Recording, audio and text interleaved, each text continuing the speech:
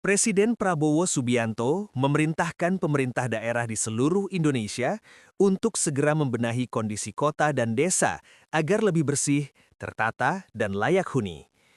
Menurut Prabowo, kebersihan lingkungan merupakan faktor penting dalam meningkatkan daya tarik Indonesia di mata wisatawan mancanegara. Prabowo menegaskan bahwa sektor pariwisata memiliki potensi besar sebagai sumber devisa negara. Namun, potensi tersebut tidak akan optimal apabila kondisi kota-kota dan desa-desa di Indonesia masih terlihat kumuh dan tidak terawat. Salah satu penghasil devisa yang paling bagus adalah pariwisata.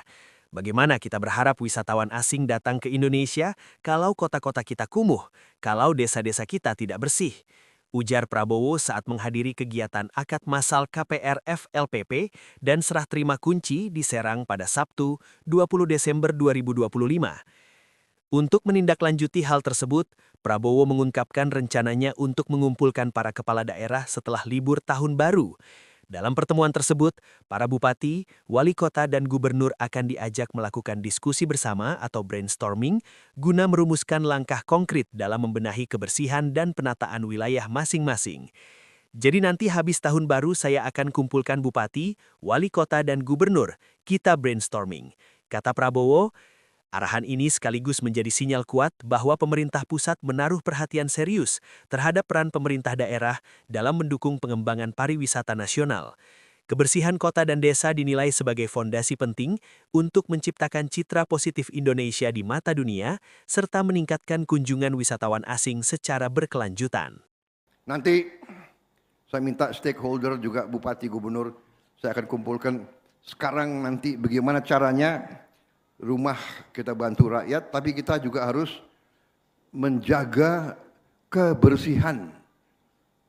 Kebersihan desa, kebersihan kecamatan, kebersihan kabupaten, kebersihan provinsi. Kota-kotanya harus bersih, harus asri, harus indah. Caranya bagaimana nanti kita diskusikan, ya. Jadi kota-kota itu harus indah. Saudara-saudara, salah satu penghasil devisa uang yang paling bagus adalah pariwisata.